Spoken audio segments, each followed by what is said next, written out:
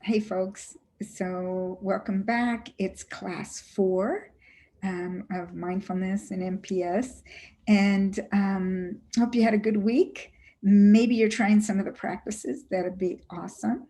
So today I'm going to talk about emotional regulation.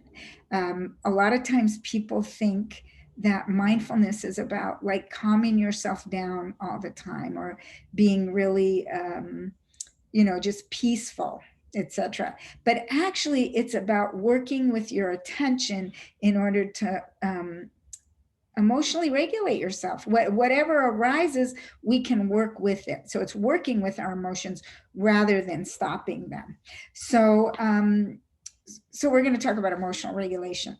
Now, the dictionary says that regulation, to regulate means to control or maintain the flow of something so that it operates properly.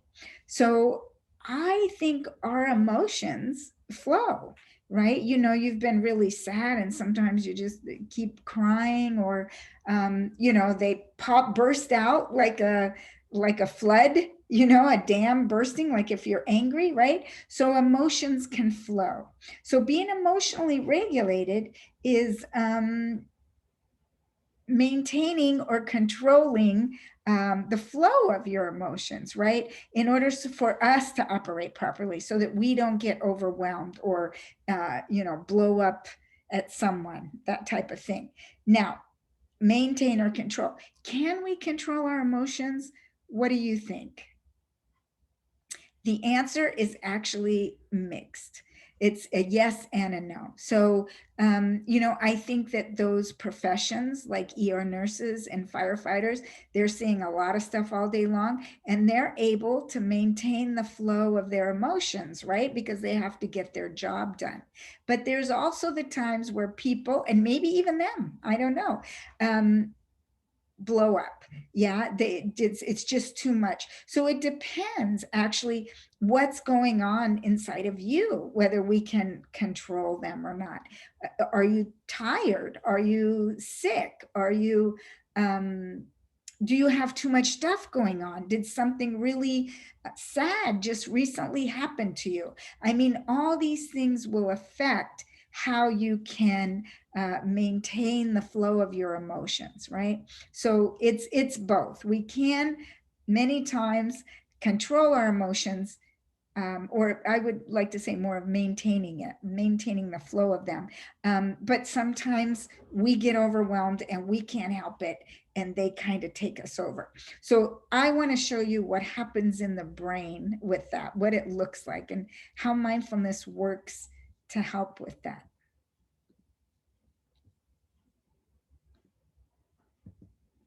Okay, so here's our brain, and it's a very simple um, um,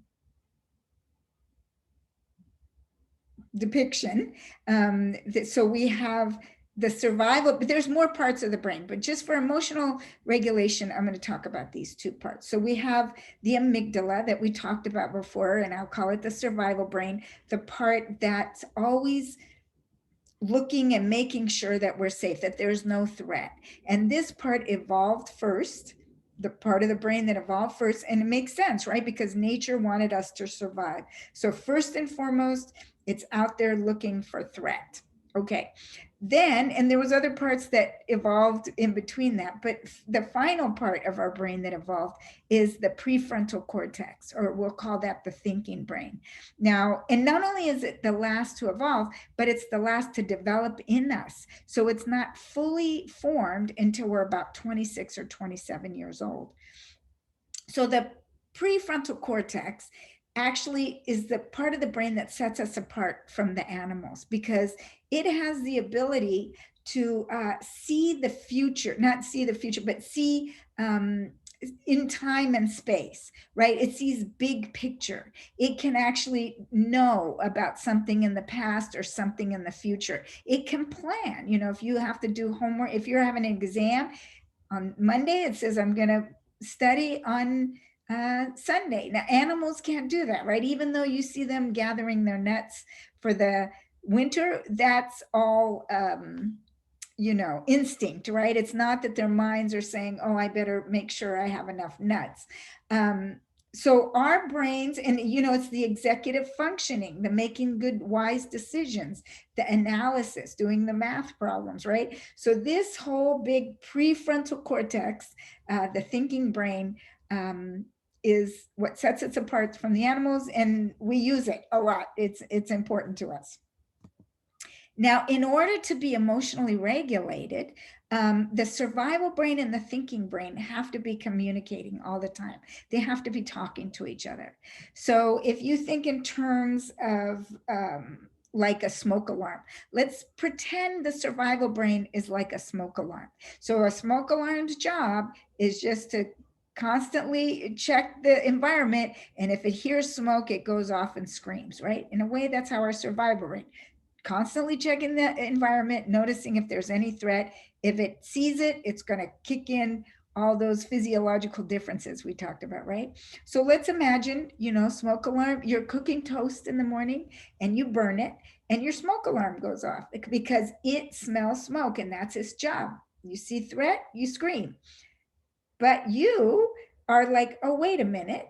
You're not going to just run out of the house and say, fire, and run out. You're going to say, well, your prefrontal cortex is going to kick on because it's working, right? And it's going to say, I notice, that's a sensitive smoke alarm, and I did burn my toast. I'm going to look around. I don't see smoke anywhere else. So I'm going to decide that there's no fire. Now, that is like the survival brain and the thinking brain working together, right? The survival brain says, this could be a problem. Got a math test on Monday. Thinking brain says, yeah, except for I'm going to study on Sunday, right? Okay, so they're working together. What happens is if there's too much stress, right? Again, we go to like, how did you get enough rest? Did something really emotionally devastating just happen to you? Are you in a pandemic? Are you online with school? Are you, financially having struggles?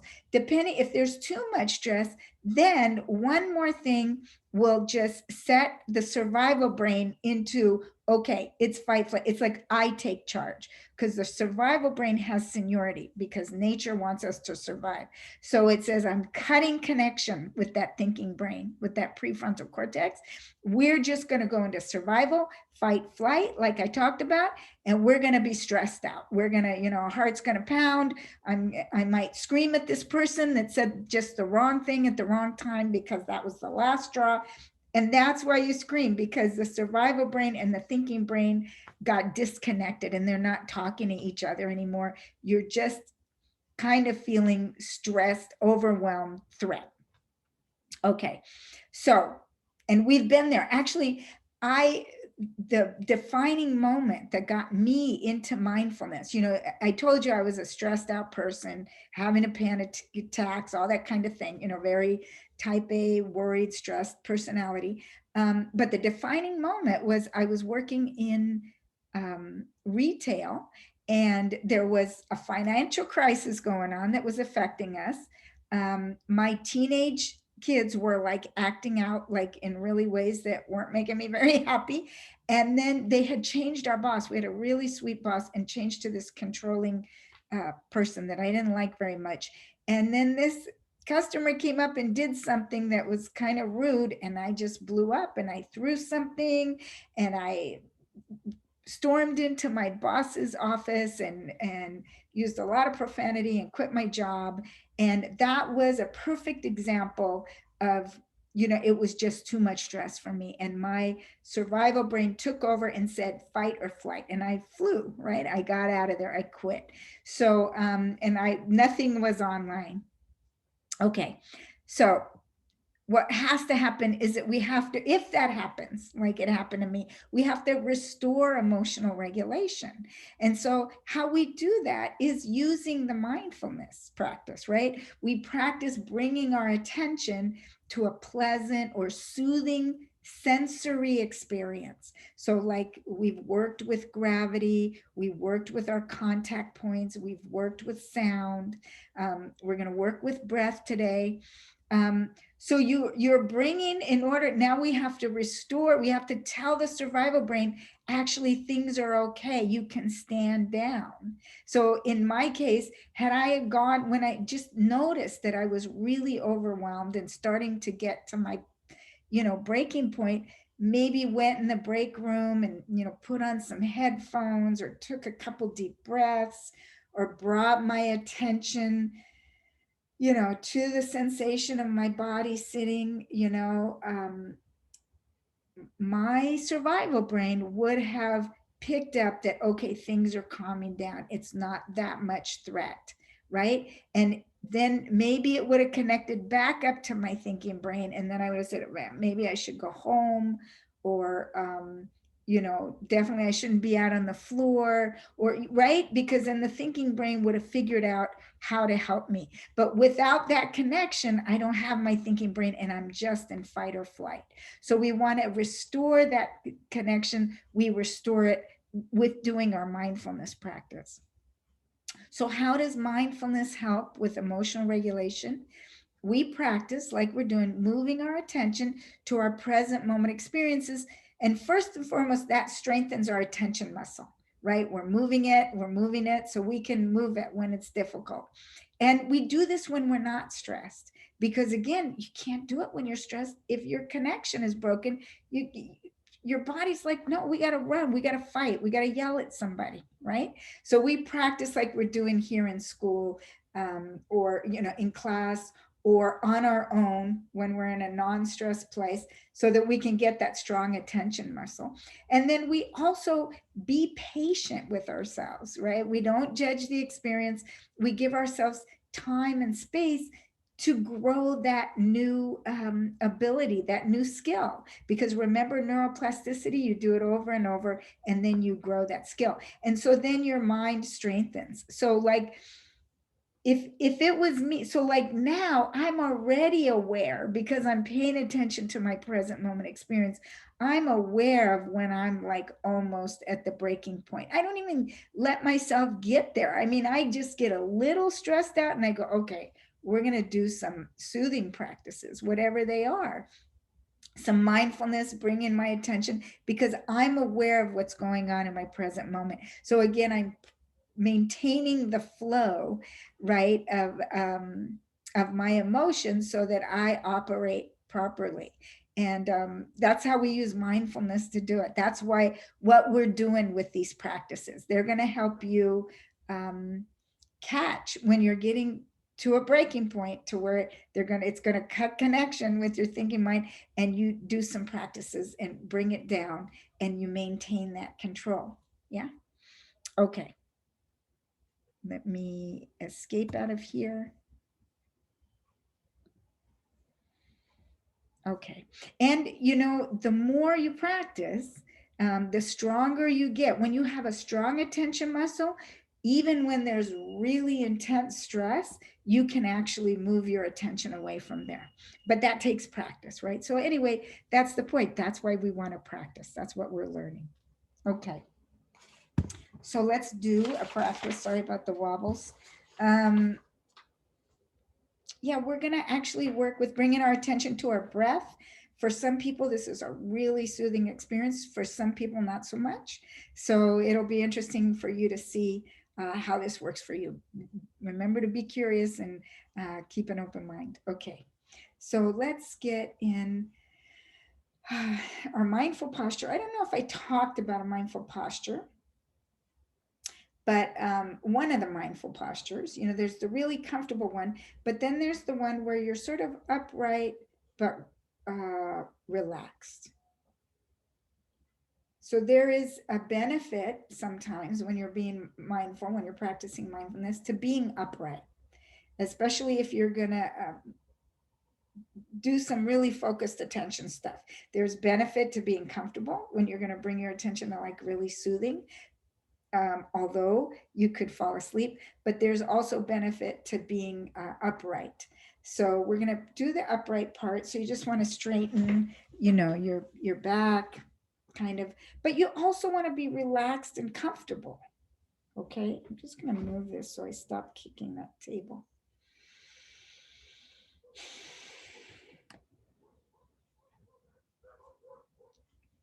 Okay, so upright but relaxed. And then let your eyes close, or you can have a low gaze in front of you. We're going to start to just, mitigate the outside sensory experiences. Or you can even look at that thing that you might have found in your room that's really soothing. Okay, and then I'm going to invite you to take a couple deep breaths.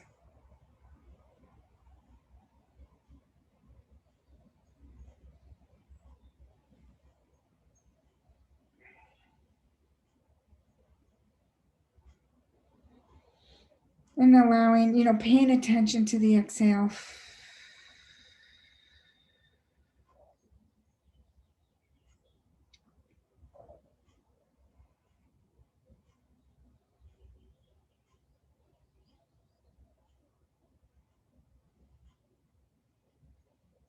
So we're just giving ourselves a little time to settle down.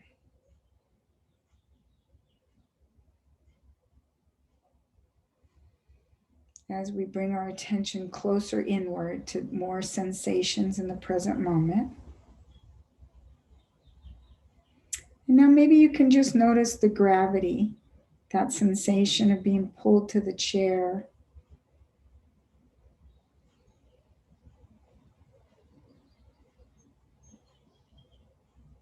Or pulled to the ground.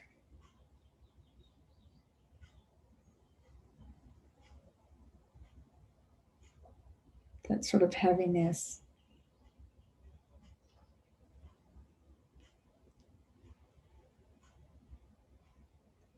Okay, so now I invite you to bring your attention to the sensation of breathing, or the sensation of your breath. First of all, just notice how it is. What is your breath like?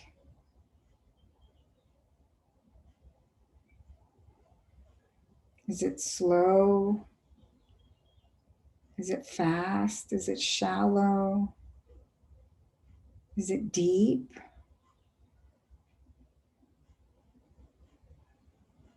Are the breaths long? Are they short?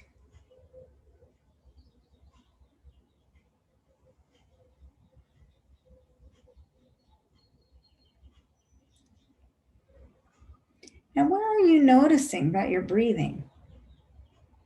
Do you notice it because your belly is rising and falling?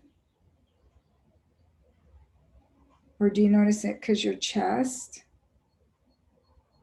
is expanding and contracting? Or maybe you actually feel it because of the air that's moving through your nostrils. So just paying attention to where it is that you notice your own breath.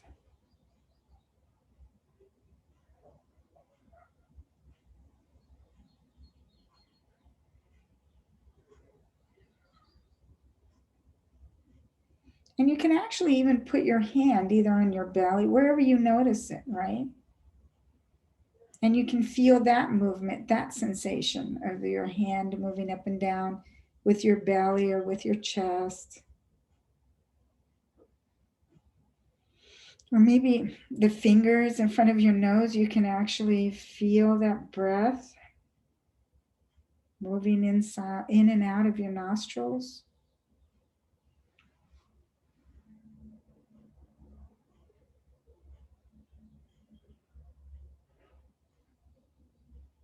So right now we're just being curious about our breath, how it is, the present moment sensation of breathing.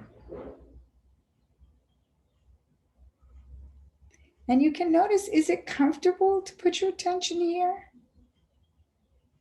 Does that feel natural and calming? Or does it feel a little activating? Maybe you don't like it.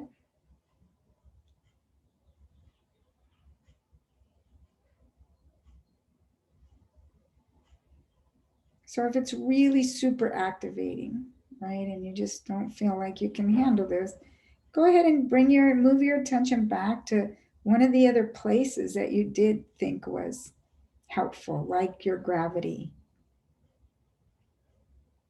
or like the exhale, or the sounds we did last week.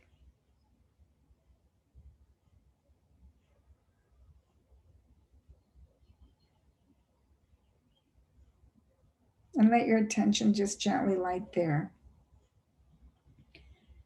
But for those of us that this is either pleasant or neutral or doable, let's notice again our breath, the sensation of the in-breath, the sensation of the out-breath.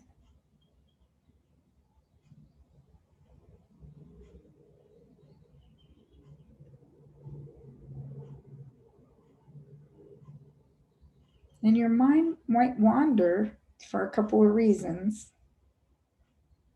Number one, probably, is that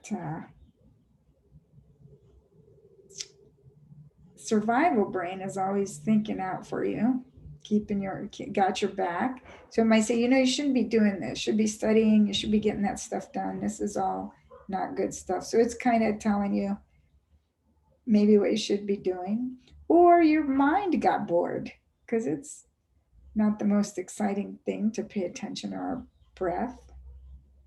So then, you might be thinking of what you're going to do later on, or something that you did do, or solving world peace, or who knows, right? But if you notice that your mind's wandered, just gently bring your attention. That's normal. That's part of mindfulness. Just gently bring your attention back to the sensation of breathing. Again, with every time that we come back, we strengthen that muscle. So just for the next few minutes, I invite you to have your attention on the sensation of your breathing, wherever it is, wherever you notice it. And then if your mind wanders, just gently bring your attention back to it.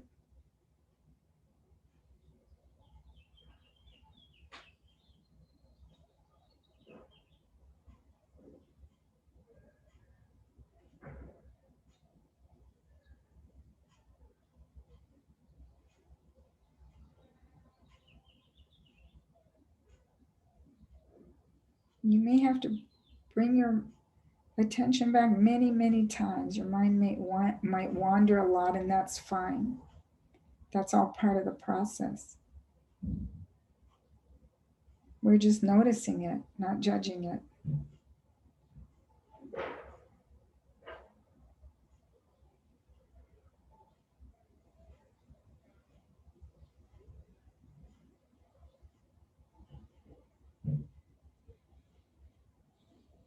Okay, so now we're going to gently come back so you can actually bring your attention more to my voice, the sound of my voice.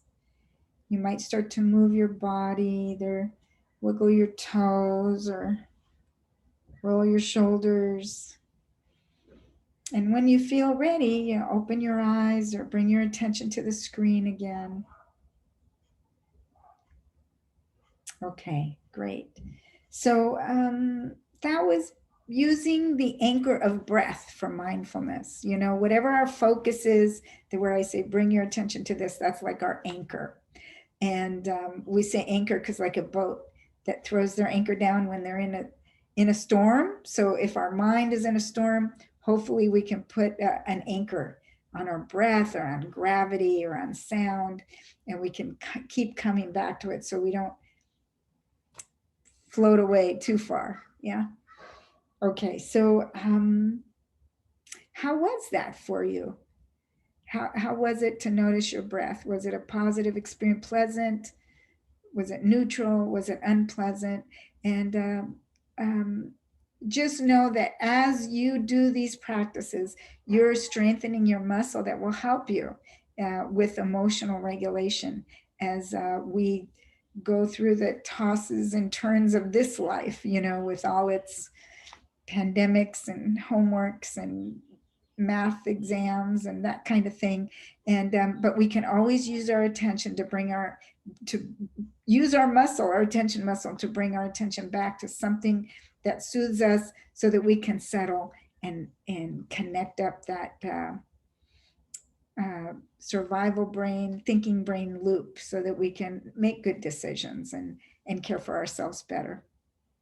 Okay, so thank you for listening, and I'll see you at the next video. Remember, any questions, email me or comments below. Thanks. Bye-bye.